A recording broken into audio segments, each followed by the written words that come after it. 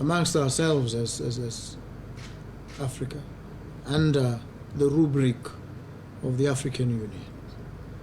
And so we are immensely overjoyed when we have other African nations coming by, appreciating the role that we can play, and in the process enabling us to assess possible affinities and collaborations.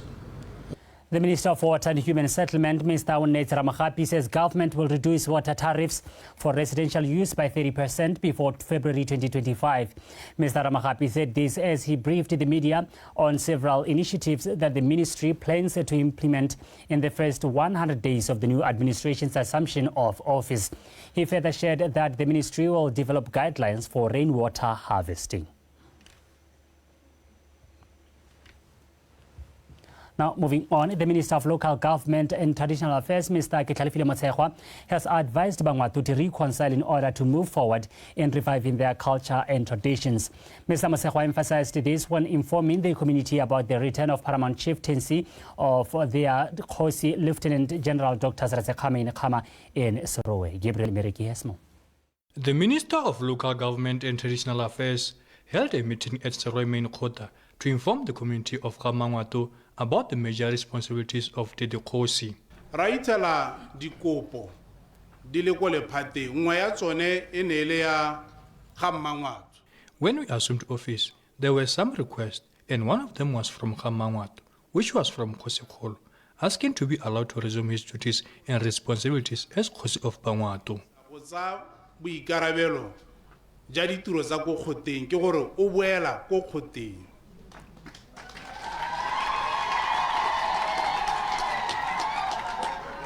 Kopo ya me inele gone gore a tlogele sepolotiki a te go tsaya setiro sa gagwe.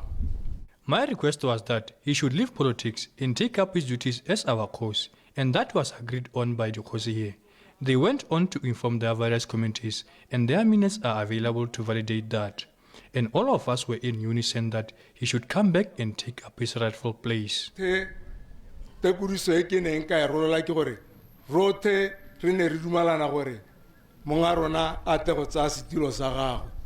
a jubilatory mood, the community of Kamangwatu responded to the news that many have been waiting for and appreciated the minister for moving swiftly to help make this possible.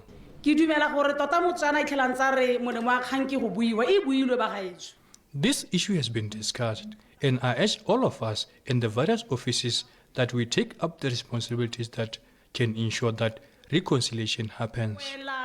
Reconciliation. Go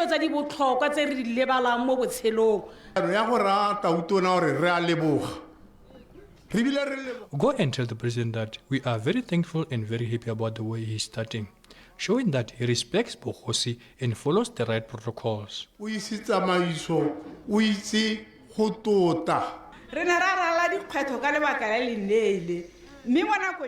We have been through a lot for a long time, but now God has given us our blessings. Our Kgosi is back. Let us rejoice and leave the past behind. Amen. The Kgosi were urged to bring the community together and focus more on reviving culture and traditions. Gabriel Mereki, Btv News, Serowe. Lieutenant General Dr. Seretse Khama's return to the throne is said to bring stability and continuum to the chieftaincy of Bagamangwatu.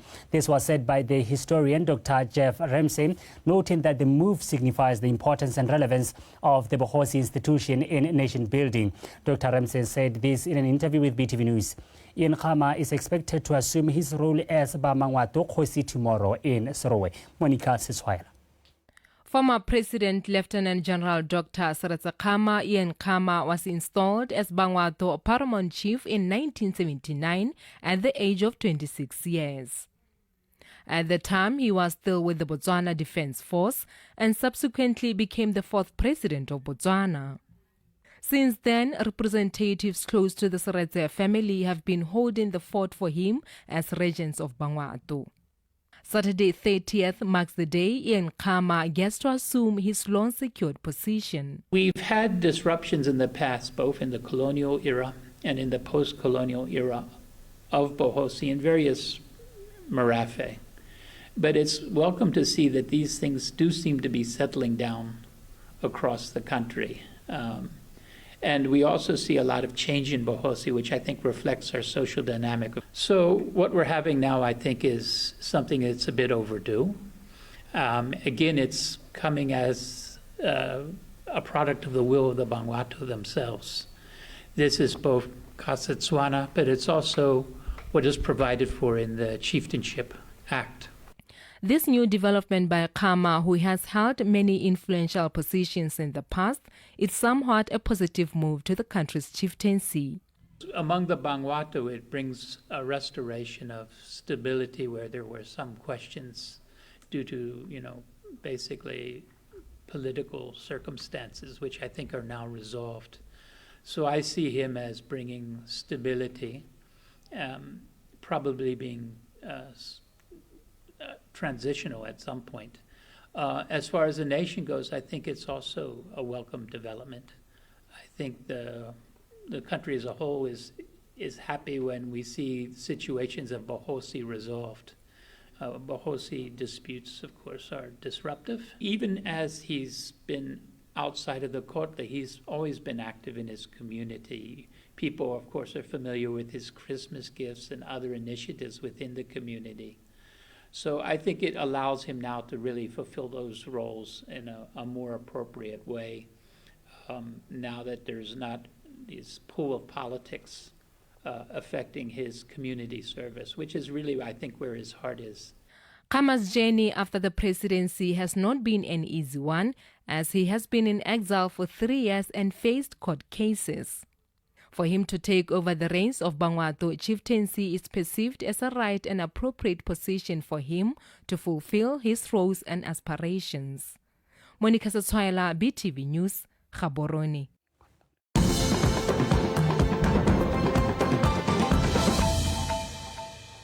You're watching Btv News. Thank you for staying with us. Now, moving on, preparations to hold a by-election in Mogapi Ward on Saturday are well underway, with the poll staff training conducted on Thursday in Mogapi. The Independent Electoral Commission Secretary, Mr. Jefferson Siamisang, has confirmed the progress. He emphasized the sensitivity of this exercise and urged the poll staff to conduct it with due diligence to ensure it's free and fair. Karabo Muris. The electorates in Mogapi Council Ward will head to the poll on Saturday, a month later after the general election, following a halt on account of the death of one of the contestants, the BDP candidate. The poll staff, polling agents and candidates have been capacitated with processes and the involved procedures. Sealing of the ballot boxes and the outlined steps of assisting voters with special needs are some of the issues that were discussed in this meeting.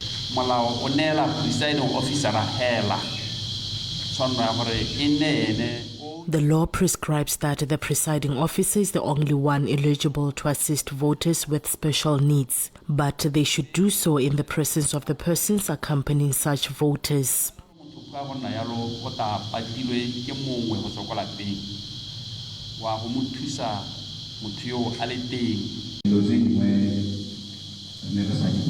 We didn't understand some of the procedures that you have clarified, so this training is very useful. Thank you. The polling staff was cautioned about the possible use of counterfeit registration cards, cooperation and responsibilities of the voters, polling agents and the candidates.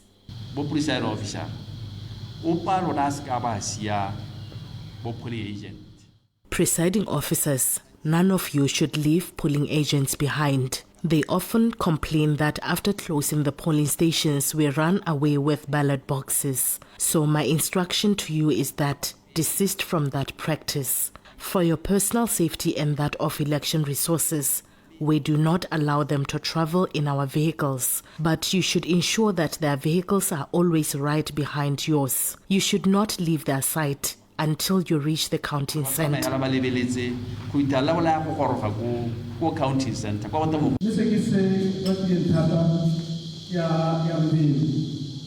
I wanted to emphasize the issue of overspeeding when transporting ballot boxes.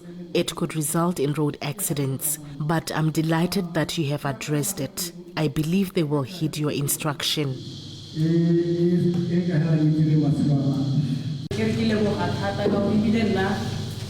I didn't agree with the issue of sealing boxes previously, but today I got clarity and I'm thankful.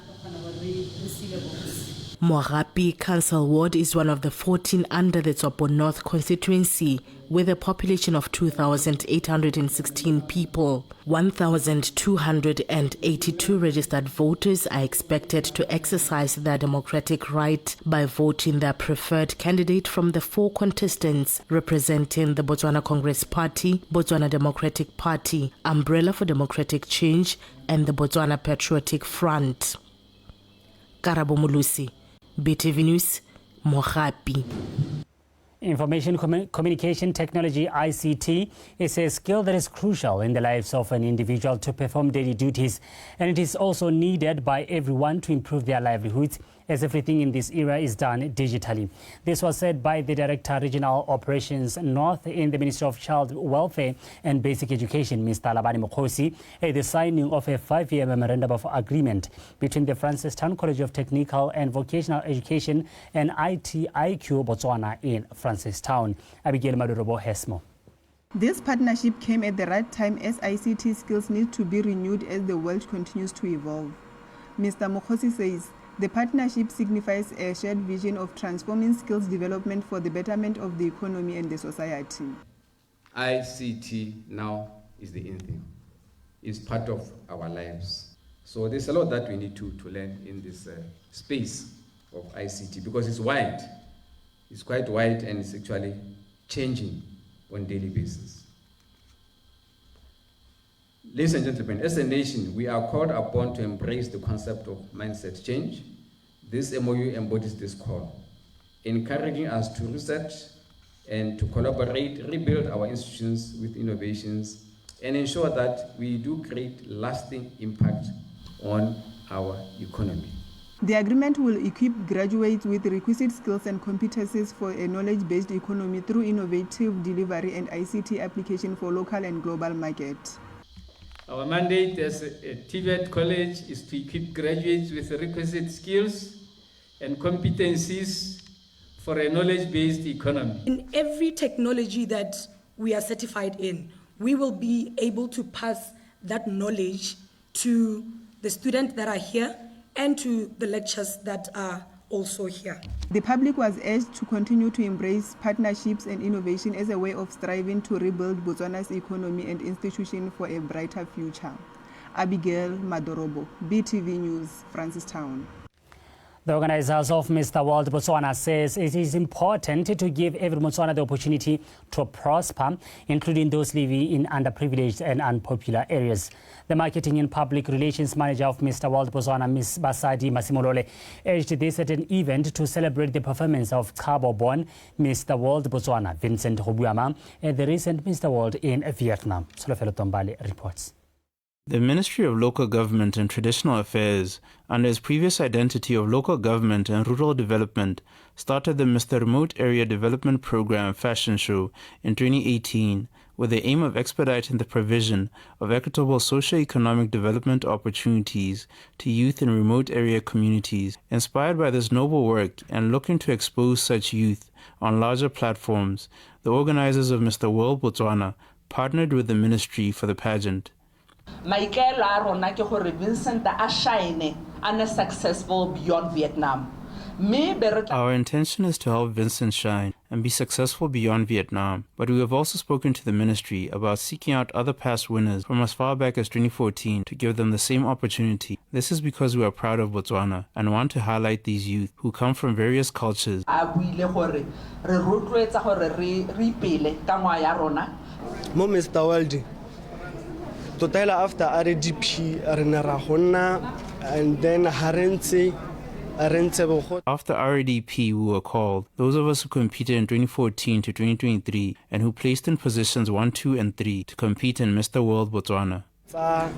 Bo the King 1, 2, 3.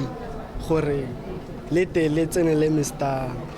Botswana. Mr. Hobuamang's efforts at Mr. World received effusive praise.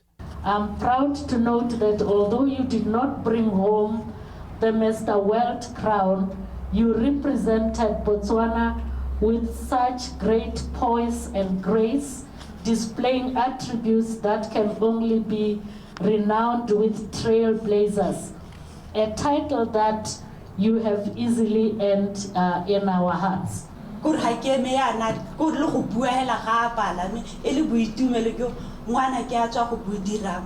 As I stand here, I have trouble speaking due to my joy at the wonderful things my son has done outside of Botswana. I also want to thank Botswana for supporting him online.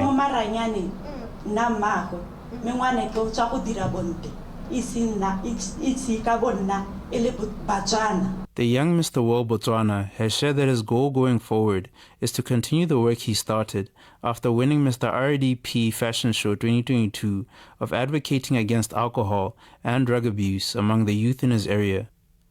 Solofalo Tombale, BTV News, Gaborone.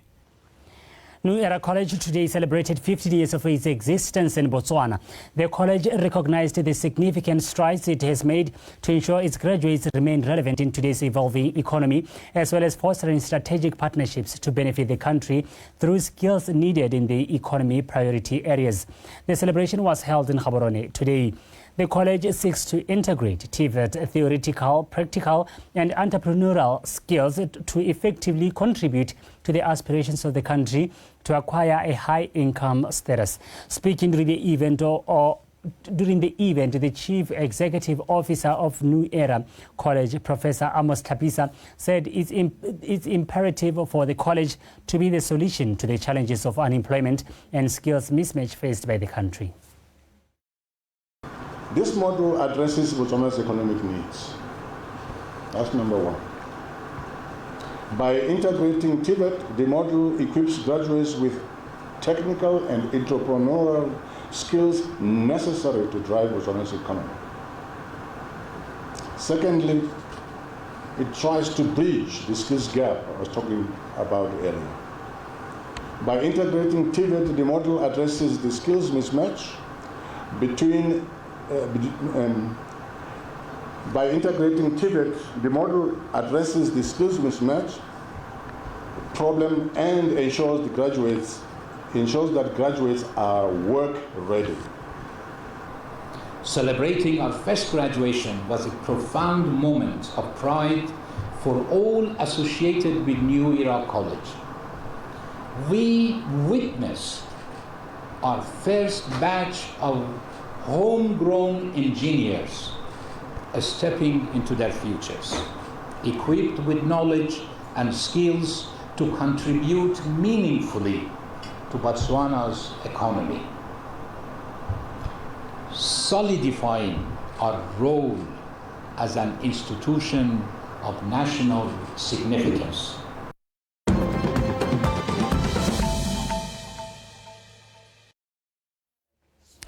Now, let's take a look at stories further afield. Namibia extended voting for a second time after logistical failures delayed their presidential and legislative elections.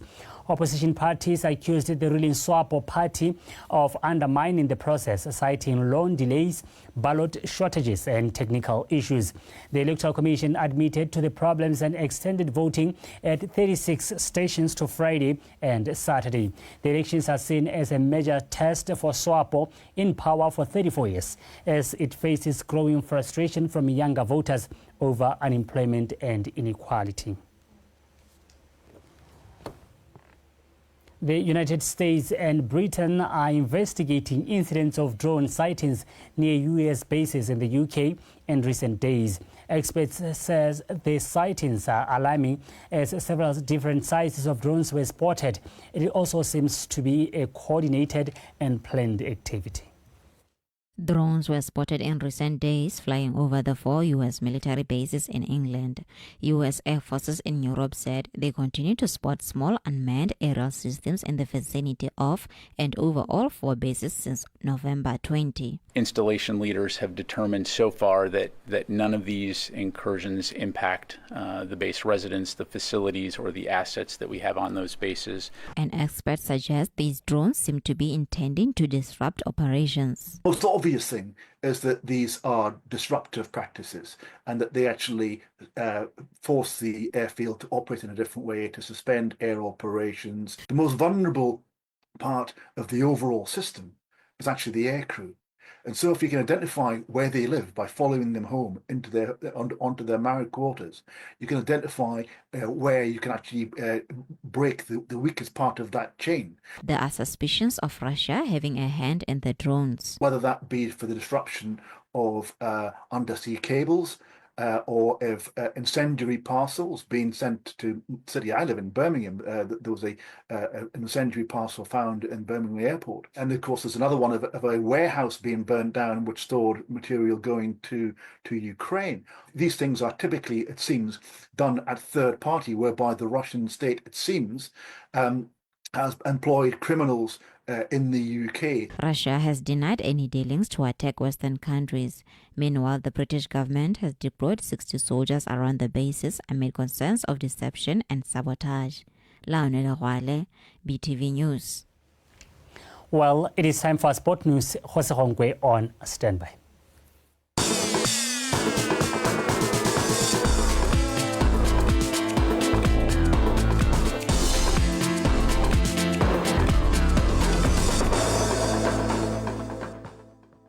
Let me thank you, Samuka, and good evening. This is Hosongwe bringing to you the Botswana Tonight Sports News. And with that, let's get straight into it and start with the basketball news. The Botswana Basketball Association Elections Director Thabang Tsikari says the elections which were supposed to be held last week will be held tomorrow. The elections were postponed due to a low number of candidates. Homsos Fako has more details. Tsikari highlighted that there are various reasons that contributed to the low numbers of candidates, such as the criteria used for candidates to meet the expected standards. The postponement of the first elections, they were supposed to happen the previous weekend. The postponement ka kopo ya rona the elections committee tata mo di nominees ni ne re di bone ne re bolemogile gore batho ba submit. There was a special meeting before the nomination process was conducted. Some of the guidelines were modified as a way of trying to have a well-rounded competent committee.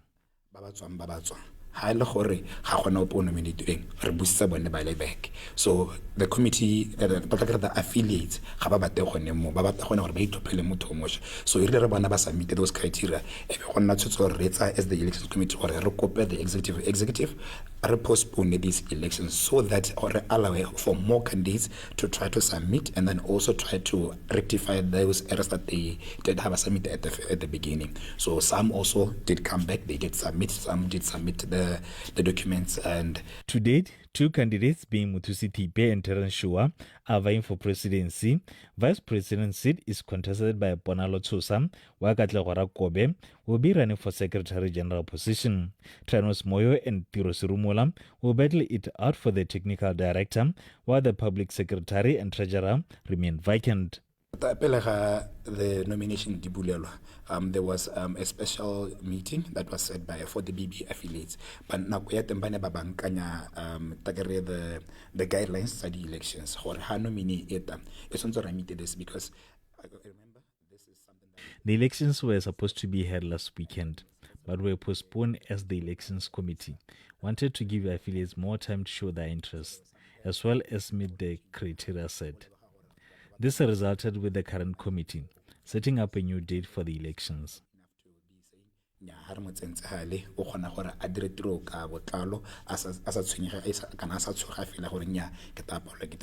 some of that criteria you remember that we have to also be in line with the guidelines Botswana National Sports Commission. The new committee will be responsible for roping in the new public relations officer and the treasurer.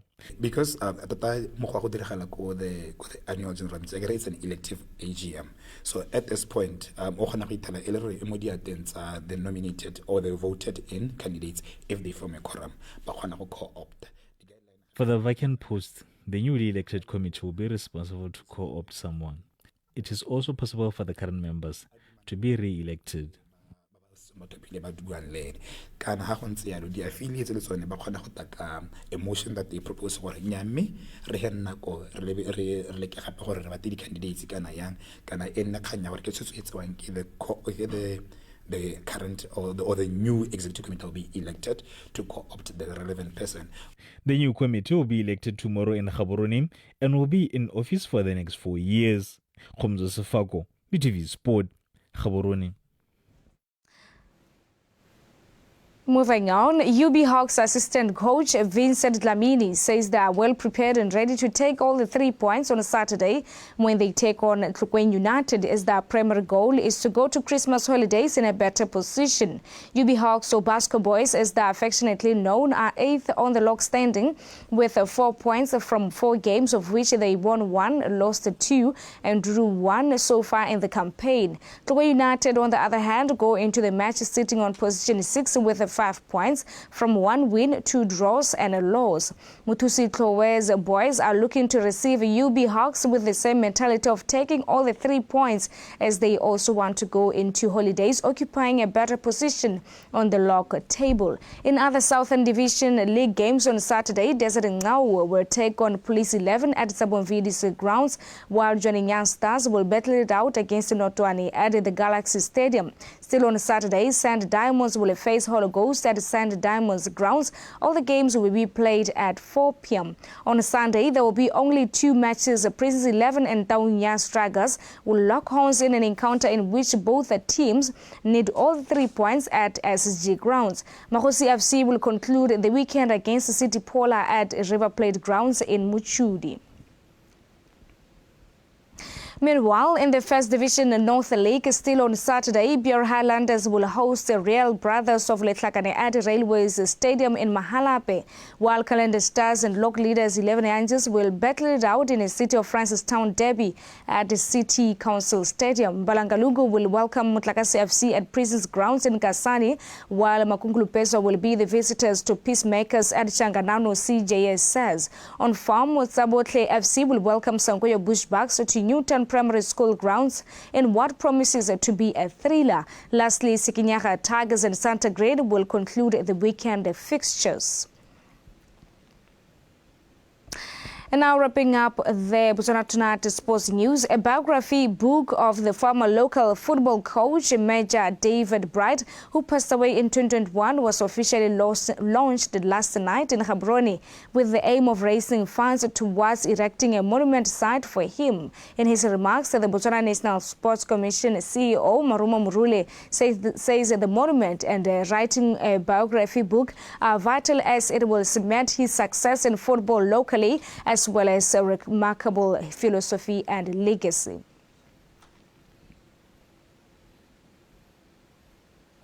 Security Systems registered their second win of the season after defeating Gaborone United 1-0 in their FNB Premiership Week 7 encounter played at the National Stadium. The Alarm Boys got their winning goal in the 46th minute through Sepo Kiselebali. Let's now take a look at the highlights of the game.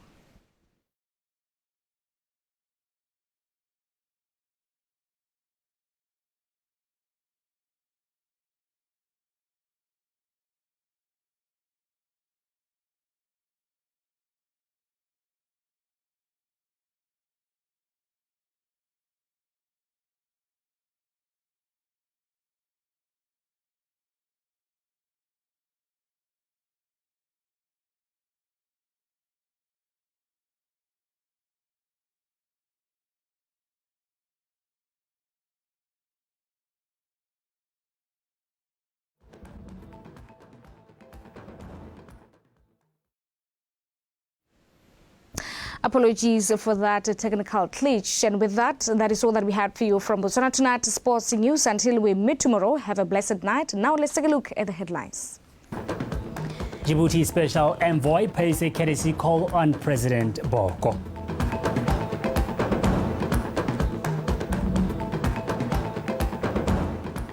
Government to reduce water tariffs for residential use by 30% early next year.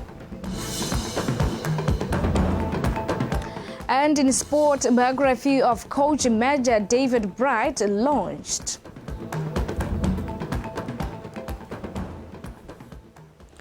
And that is all the news we had for you this hour. Do stay with us. Weather is up next. Afterwards, I, on Saturday, can be back to say my good night. Good evening. Stay with us.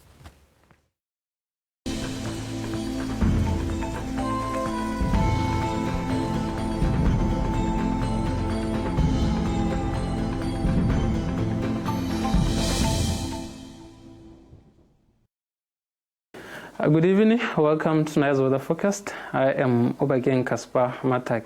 Let's start by looking at the current satellite picture, which is showing clouds over the northern and the eastern parts of our country, while over the remaining areas, clear skies are visible.